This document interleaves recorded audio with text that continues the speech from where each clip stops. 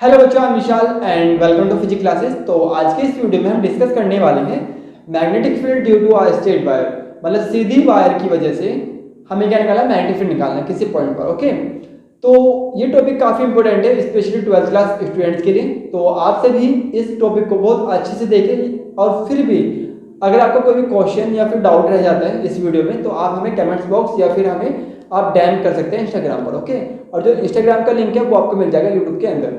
तो जो आपका हेडिंग है आज का जो टॉपिक है उसको लिख लीजिए। तो वो क्या है, magnetic field due to a straight wire. Magnetic field due to a straight wire, मतलब एक सीधी वायर की वजह से क्या निकाला, मैग्नेटिक फील्ड। इस वायर के अंदर क्या हो रहा है, करंट फ्लो हो रहा है, कैरिंग करंट। जैसे कि हमें पता है कि जब किसी कंडक्टर की में करंट फ्लो होती है तो उसके सराउंडिंग दो फील्ड आते हैं, एक होता है इलेक्ट्रिक फील्ड, दूसरा क्या होता है, मैग्नेटिक फील्ड। इलेक्ट्रिक फील्ड को हम ऑलरेडी डिस्कस कर चुके हैं इससे पहले वाले वीडियोस में, आप उनको जाके देख सकते हैं। ओके, आज का जो हमारा टॉपिक रहेगा वो क्या रहेगा, मैग्नेटिक फील्ड। तो हमें मैग्नेटिक फील्ड को डिस्कस करना, ना कि इलेक्ट्रिक फील्ड को। ओके, तो अब जो आपके पास गिवन इन्फॉर्मेशन है उसके बेस पर आप एक डायग्राम को ड्रॉ कीजिए। तो यहाँ पे देखिए, हमने यहाँ पे क्या लिया, एक वायर लिया, वायर को क्या नेमिंग किया, एक्स वायर। यहाँ पर एक करंट फ्लो हो रहा है, उसे क्या बोलते हैं, आई करंट। ओके, और यहाँ पर कोई पी पॉइंट है, ओके, जिस पर आपको क्या निकालना है, मैग्नेटिक फील्ड निकालना है। क्या निकालना है, मैग्नेटिक फील्ड पी पॉइंट पर। अब सपोज कीजिए जो पी पॉइंट है वो परपेंडिकुलर डिस्टेंस पर है। कहां पर है, परपेंडिकुलर डिस्टेंस पर। तो वायर और पी पॉइंट के बीच का जो डिस्टेंस है वो क्या है, परपेंडिकुलर, किस पर, वायर पर। ओके, इसको मैं नाम क्या दिया, ओ पॉइंट। और आपका ओ से पी तक का जो डिस्टेंस है वो हमने क्या माना, आपकी मर्जी कुछ ही मान सकते हैं, बट यहाँ पे हम मानने वाले ए। ओके, हमने ए मान लिया। अब इसको सोल्व करने के लिए हमें पता होना चाहिए बायो सेवर्ट। ओके, तो यहाँ पे देखिए, सबसे पहले हम देखते हैं बायो सेवर्ट है क्या। तो बायो सेवर्ट लो,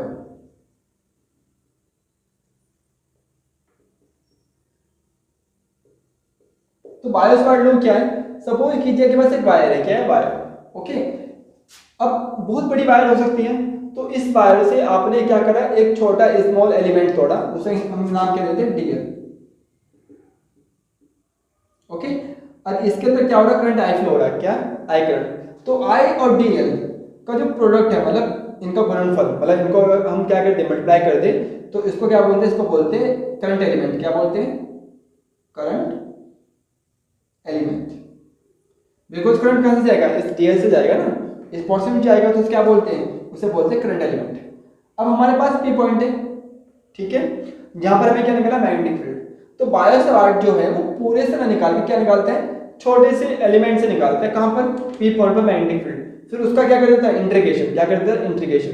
इंटीग्रेशन का मतलब होता है इसको बड़ा कर देना। ठीक है, तो यहाँ पे देखिए जो स्मॉल एलिमेंट है और जो पी पॉइंट है उस तक का जो डिस्टेंस है उसे क्या बोलते हैं, पोजीशन। क्या बोलते हैं, पोजीशन। तो स्मॉल एलिमेंट से पी पॉइंट तक का जो पोजीशन है उसे क्या नाम दिया हमने, आर। क्या नाम दिया, आर। और पोजीशन और डीएल के बीच में क्या होता है, एक एंगल होता है। क्या होता है, एंगल, उसे क्या बोलते हैं, थीटा। ओके, इस सभी बेसिस के बेस पर जो बायो सेवर्ट है उन्होंने एक लॉ दिया। क्या दिया, लॉ, उसे क्या बोलते हैं, बायो सेवर्ट लॉ। और उस लॉ के अकॉर्डिंग था डीबी। डीबी का मतलब है अगर एलिमेंट छोटा है तो जो मैग्नेटिक फील्ड होगा वो भी क्या होगा, छोटा ही होगा, मतलब स्मॉल होगा। ओके, उसका फॉर्मूला क्या होता है, mu naught 4 pi I D L और R square into sine theta. Okay, तो ये फॉर्मूला है किसका, बायो सेवर्ट का। तो इसको सोल्व करने के लिए हमें यहाँ पर अप्लाई करना है किसको, बायो सेवर्ट को। तो बायो सेवर्ट का जो मैग्नेटिक फील्ड होता है किसकी वजह से आता है, करंट एलिमेंट की वजह से। किसकी वजह से, करंट एलिमेंट। और करंट एलिमेंट तभी आएगा तब आप पहले आपको क्या करना पड़ेगा, ब्रेक करना पड़ेगा छोटा एलिमेंट, उसको क्या नाम देते हैं, डीएल। ओके, तो यहाँ पे देखिए, सपोज कीजिए हमने एक छोटा एलिमेंट को ब्रेक करा और इसको नाम क्या दिया हमने, डीएल। ओके, फिर इस एलिमेंट और जो आई है उसका जो प्रोडक्ट है उसे क्या बोलते हैं, करंट एलिमेंट। और इस प्रोडक्ट से जो जहां पर आपको मैग्नेटिक फील्ड निकालना है, क्या निकालना है, मैग्नेटिक फील्ड, वहां तक का क्या कहते हैं, पोजीशन खींचते हैं। क्या खींचते हैं, पोजीशन। तो यहाँ पे देखिए, पी पॉइंट से यहां तक हम क्या खींचेंगे, पोजीशन। इसको थोड़ा आप सीधा करिए तो नाम क्या है इसका आर। ओके, अब इस पोजीशन वेक्टर और जो आपका आईडीएल है उसके बीच में क्या बनता है, एक एंगल बनता है, उसे क्या नाम देते हैं, थीटा। ओके, तो ये थीटा है। अब हमें पूरी वायर की वजह से क्या निकला, मैग्नेटिक फील्ड, ना कि छोटे से एलिमेंट की वजह से। तो हम क्या करते हैं कि एक्स सिरे से, मतलब एक्स एंड से और वाई एंड से पी पॉइंट को मिला देते हैं। किसको मिला देते हैं, पी पॉइंट को। ओके, जब हमने एक्स एंड और वाई एंड से पी पॉइंट को मिलाया तो हमें यहाँ पर कुछ एंगल मिलते हैं। क्या मिलते हैं, एंगल। क्योंकि हमारे पास जो मेन लाइन थी ये वाली थी ओपे, तो ओपे से कुछ एंगल बनते हैं। इसे तो बोलते हैं आपका फाई टू, ऐसे क्या बोलते हैं, फाई वन। ओके, तो ध्यान रहे इस लाइन से जो ऊपर का एंगल बन रहा है किसके बीच में, एक्स पी और ओपी के बीच में, से क्या बोलते हैं, फाई टू। और जो इससे नीचे वाला बनता है उसे क्या बोलते हैं, फाई वन। सिमिलर यहाँ पे देखिए, ये जो पोजीशन वेक्टर है मतलब आर, ओके, और आपका जो ये डिस्टेंस है ये, इसके बीच में भी क्या बनता है, एक एंगल बनता है। क्या बनता है, एंगल। ध्यान रहे ये वाला एंगल जो है फाई वन, वो तो ये वाला है बड़े वाला, ठीक है, कौन से, इस लाइन से इस लाइन के ओके बीच में। और जो आपका एक एंगल और बनता है वो होता है किसके बीच में, इस पोजीशन जो आपकी डिस्टेंस है आर और आपका ओपी के बीच में, उसे नाम क्या देते हैं, उसे देते हैं फाई। ओके, तो ये फाई है। होप आपको ये दिख रहा होगा। ओके, तो यहाँ पे देखिए अब हमें करना कैसे। सबसे पहले आप उसको डेफिनेशन लिखनी। ओके, डेफिनेशन ज़्यादा आप टफ नहीं लिखे, बहुत सिंपल से लिखे। देखिए कैसे लिखनी है। सबसे पहले हमने क्या करा, एक वायर कंसिडर किया। तो यहाँ पे देखिए, let us consider a straight wire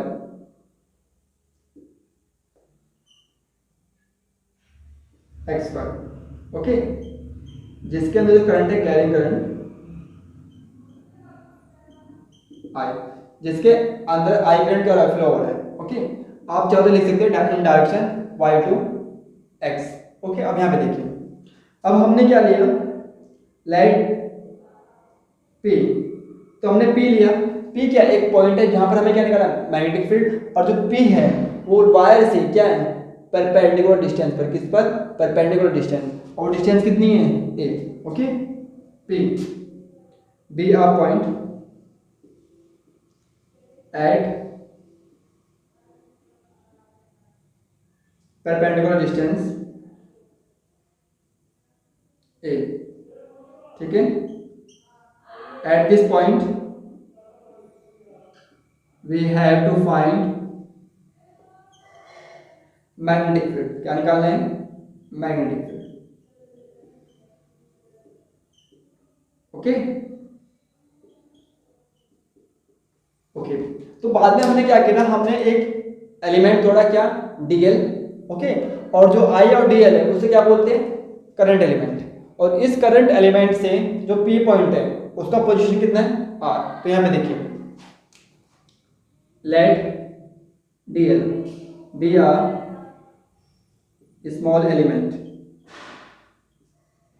and idl, ये क्या है, करंट एलिमेंट। ठीक है, तो r क्या है, पोजीशन वेक्टर है, r द पोजीशन वेक्टर या position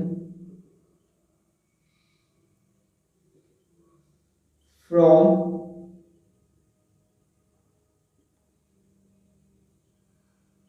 current element to P या पी पॉइंट। ओके, तो ये हमारे पास जो इंफॉर्मेशन थी हमारे पास, हमने सब इसको यहाँ पे लिख दिया। ओके, अब हमें क्या करना है, यहाँ पर अप्लाई करना है किसको, बायो सेवर्ट को। किसको, बायो सेवर्ट। तो यहाँ पे देखिए,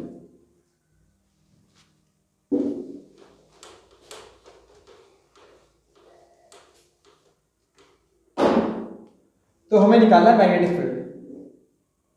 सो मैग्नेटिक फील्ड ड्यू टू, किसकी वजह से, क्योंकि बायो सेवर्ट लॉ ये कहता है कि जो मैग्नेटिक फील्ड है वो किसकी वजह से निकलता है, वो निकलता है करंट एलिमेंट की वजह से, और वो क्या बोलते हैं, ID. Okay, due to current element ideal.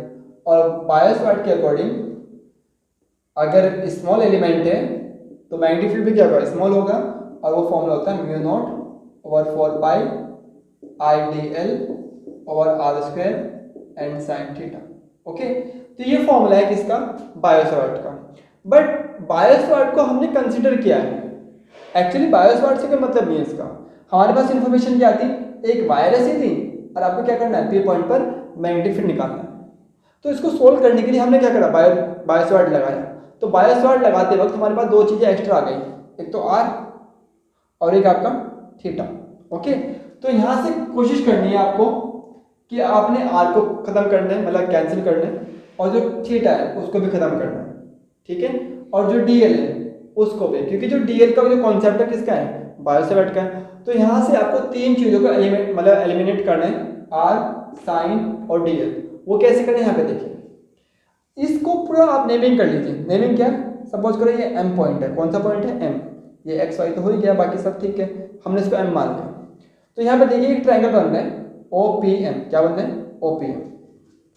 तो in triangle O P M, अब आप गौर से देखिए, ये इस ट्रायंगल के अंदर ये क्या थीटा, ये क्या फाई, और ये वाला एंगल क्या होगा 90, है ना। तो एक ट्रायंगल के अंदर का जो सम होता है एंगल्स का वो क्या होता है 180। तो आप कह सकते हैं theta plus phi plus 90 equal 180। Okay, अगर हम 90 को उधर ले जाए क्या मिल जाएगा, माइनस में।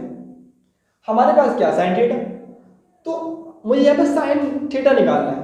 ओके, तो थीटा को छोड़कर बाकी सबको इधर पहुँचा दो, तो क्या होगा भाई, थीटा 180 माइनस 90 माइनस 5, तो क्या हो गया 90 माइनस 5। ओके, अब दोनों साइड मैंने क्या ले लिया, साइन ले लिया, क्या ले लिया, साइन, बिकॉज मुझे तो साइन थीटा बनाना है।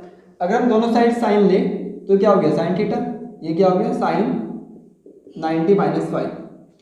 और आपको पता होगा कि साइन 90 माइनस थीटा क्या होता है, कॉस थीटा। इसका मतलब है जो साइन थीटा है वो क्या में चेंज हो गया, कॉस फाई में। ओके, तो पहला तो आपका हो चुका है। अब यहाँ पर आइए दोबारा से, अब आपको निकालना है कॉस फाई, क्या निकालना है, कॉस फाई। तो देखिए ये ट्रायंगल है, इसको आप क्या अलग से बना लीजिए।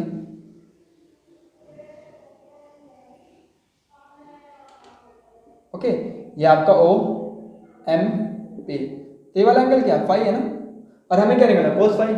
तो सिंपल सी बात है, एंगल के सामने वाला क्या होता है, परपेंडिकुलर। तो ये तो हो गया परपेंडिकुलर, तो ये क्या हुआ, बेस, तो ये क्या हुआ, हाइपोटेनस। निकालना है क्या आपने निकालना है cos theta. Okay, cos theta क्या होता है भाई, मतलब कॉस इक्वल क्या होता है, कॉस इक्वल होता है base over hypotenuse.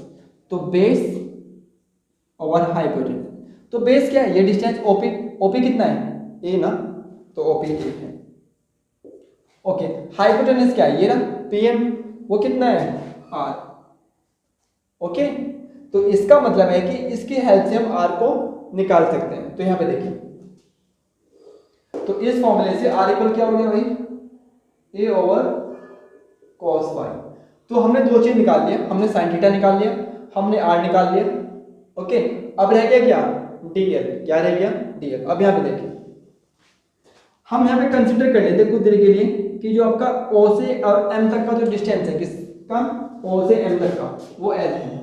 Late O M equal कितना है, एल। ओके, तो अभी तो क्या ट्रायंगल ही है ना, ये समझ में आ रहा है ना, ट्रायंगल है ये। तो डिस्टेंस हमने क्या मान लिया, एल मान लिया। तो यहाँ पे देखिए, तो ये डिस्टेंस आपका क्या हो गया, एल हो गया, और ये क्या था, परपेंडिकुलर। ओके, अब मेरे पास क्या है, मेरे पास बेस है, क्योंकि मुझे तो ए पता था, क्या पता था, ए। मुझे तो हाइपोटेनस से बचना है, क्योंकि हाइपोटेनस क्या, आर है, और आर को तो खत्म करना है ना। तो कोशिश करनी है कि आपको ए ले, और ए किस में आ रहा, बेस में। तो आपको बेस पता है और क्या निकालना है, परपेंडिकुलर एल। ओके, तो क्या लगा हो गया, टेन थीटा, मतलब टेन फाई, क्योंकि एंगल कितना, फाई है ना, तो इस में हो जाएगा टेन फाई। टेन क्या होता है, ये होता है आपका परपेंडिकुलर ओवर बेस। तो भाई परपेंडिकुलर कितना आपका, एल, बेस क्या है आपका, ये मतलब ए। ओके, तो इसका मतलब एल क्या हो गया, ए टेन फाइव। बट फॉर्मूले के अकॉर्डिंग हमें क्या चाहिए, डीएल, क्या चाहिए, डीएल चाहिए। इसका मतलब है कि मुझे बोथ साइड क्या करना पड़ेगा, डिफरेंशिएशन क्या करना पड़ेगा, डिफरेंशिएशन। ओके, अगर मैं इसका डिफरेंशिएशन करता हूँ तो डीएल का सॉरी एल का डीएल, ए क्या है कांस्टेंट, क्योंकि डिस्टेंस तो हम चेंज नहीं करेंगे, तो ए हमने ऐसे कैसे रख दिया 10। ओके, 10 का डिफरेंशिएशन क्या होता है सेक। ओके, तो सेक स्क्वायर। ओके, और 10 के अंदर कौन है 5, तो 5 का डिफरेंशिएशन अलग से करोगे तो क्या हो जाएगा d5। तो ये आपका क्या आ गया डीएल। हमने डीएल निकाल लिया, हमने आर को निकाल लिया और हमने साइन को निकाल लिया। अब ये सारी वैल्यू कहाँ पे पुट कीजिए इस इक्वेशन में। सपोज कीजिए आपकी फर्स्ट इक्वेशन है, क्या है फर्स्ट इक्वेशन, तो यहाँ पे देखिए पुट इन इक्वेशन फर्स्ट, तो आपका जो डी बी है इक्वल किसके होगा mu naught over 4 pi I, D L की जगह पर ये a sec square 5 D 5 R square, तो आर का वैल्यू क्या था आपका ए ओवर कॉस, मतलब ए का स्क्वायर ओवर कॉस का स्क्वायर। ठीक है, फिर क्या है साइन थीटा, साइन थीटा क्या में चेंज हुआ कॉस में, तो यहाँ पर ध्यान रखिएगा क्या है ये कॉस। ओके, थोड़ा अलग से लिखा है तो इसको आप और से देखिए लिखना।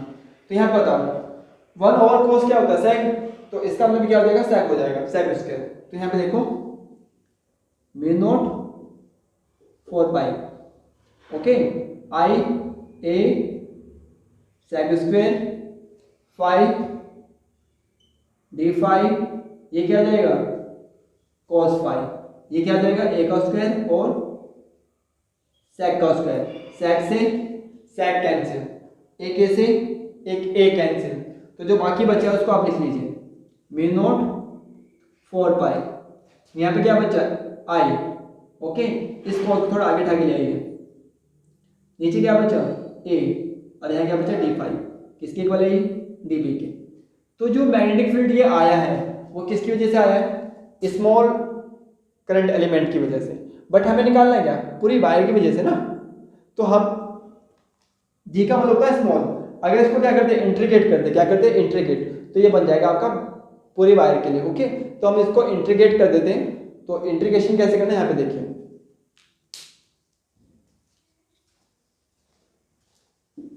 देखिए तो हमने क्या करा, हमने यहाँ पे इंट्रीगेशन करना है, tagging integral on both side. अगर हम दोनों साइड क्या करें इंट्रीगेशन करें तो क्या होगा, इंट्रीगेशन कीजिए इसका देखिए। ओके, इंट्रीगेशन किसका mu 1 over 4 pi sorry mu naught okay I cos 5 over A D 5। अब देखिए जो इंट्रीगेशन है किसके रिस्पेक्ट हो रहा है फाई के रिस्पेक्ट, इसका मतलब है कि cos को छोड़ के, cos के अंदर क्या आ रहा है फाई आ रहा है, cos को छोड़ के बाकी सब क्या कांस्टेंट है, और जो कांस्टेंट है तो उसका लिखते हैं बाहर लिखते हैं। ओके, ये खाली इंट्रीगेशन किसका है db का, और db का इंट्रीगेशन क्या होगा b होगा, मतलब d के बाद जो होगा वो, ठीक है, तो d के बाद कौन है b, तो b आ जाएगा। अब ये क्या आएगा आपका mu naught 4 pi I over a okay, integration किसका cos 5 का।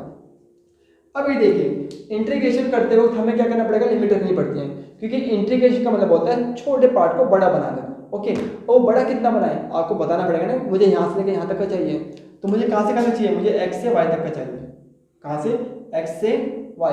इसका मतलब है कि हमें जो लिमिट है वो कितनी है 5 से 5 ओके।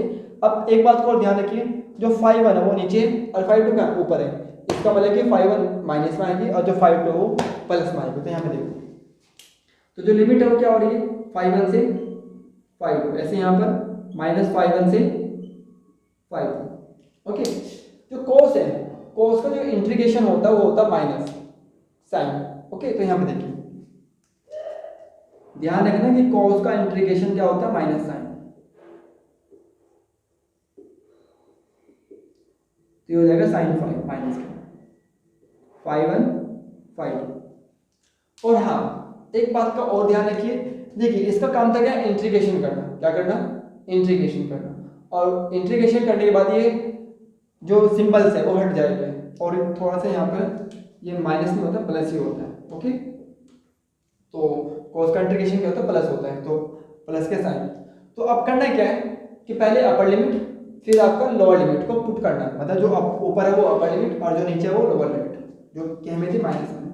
ओके, तो अपर लिमिट प्लस में और लोअर लिमिट माइनस में, तो रखिए यहाँ पर ये बी के इक्वल है mu naught 4 pi I over a, okay, sine phi 2,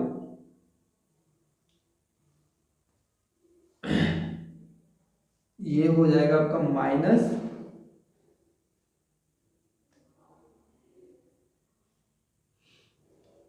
sign phi 1, और फाई 1 क्या है माइनस का है। ओके ठीक है, तो ये हमने क्या किया लिमिट को पुट कर दिया।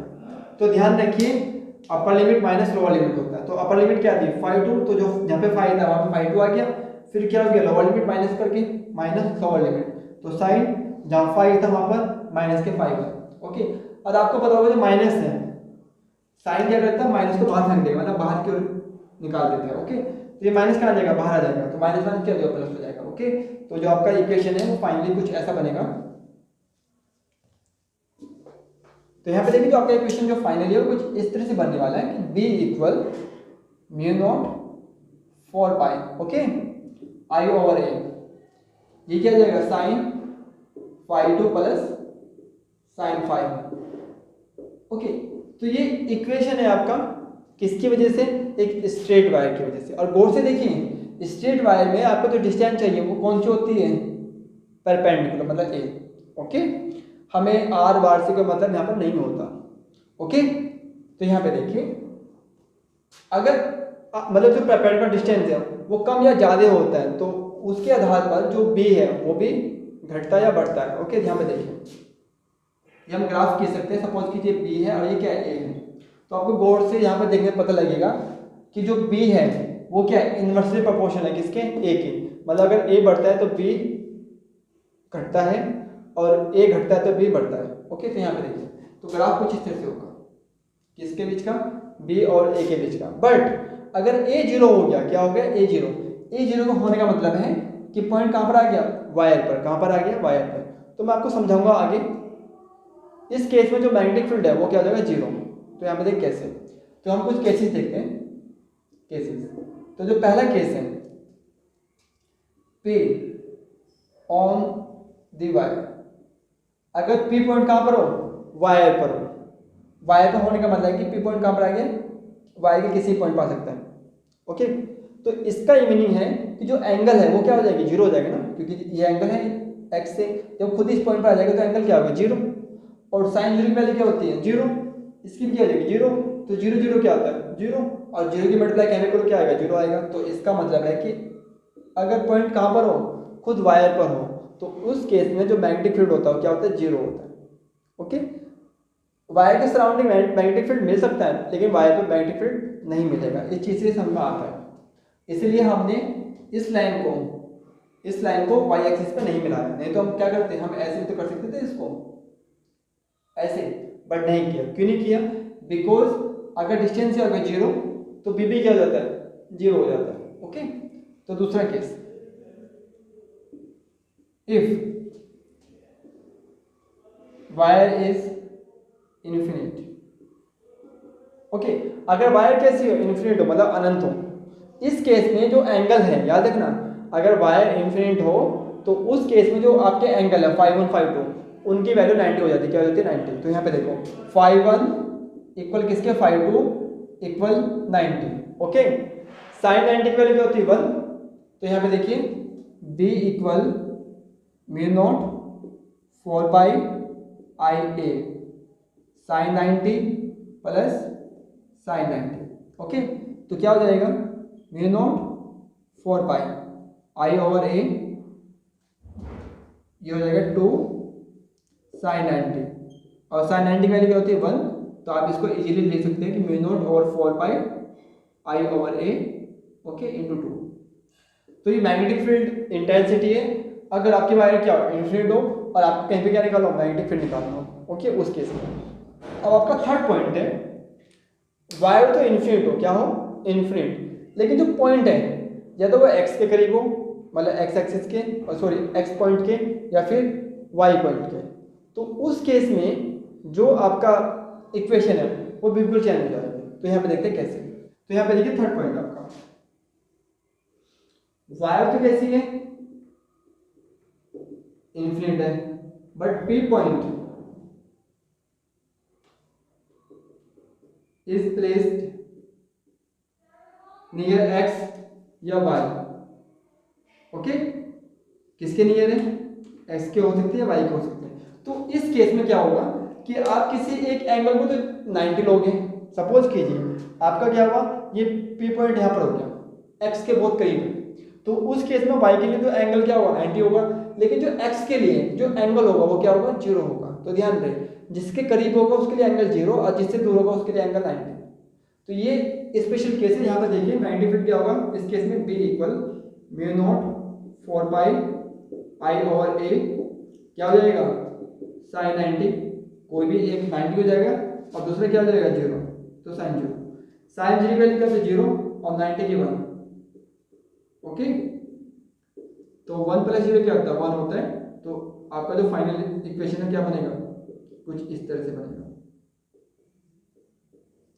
ओके, तो ये मैग्नेटिक फील्ड है जब आपका जो वायर है इनफिनिट हो, बट जो पॉइंट है वो ये तो एक्स के करीब हो या फिर वाई के करीब हो। एंड होप आपको जो वीडियो है ये जो टॉपिक है ये काफ़ी हद तक समझ में आएगा। ओके, और हाँ दोबारा से रिपीट करो, अगर फिर भी आपको कोई डाउट है आप बगैर किसी भी झिझक के आप हमें कमेंट कर सकते हैं। ओके, और आप हमें डैम कर सकते हैं इंस्टाग्राम पर। तो इसी के साथ have a good day and good luck for your preparation.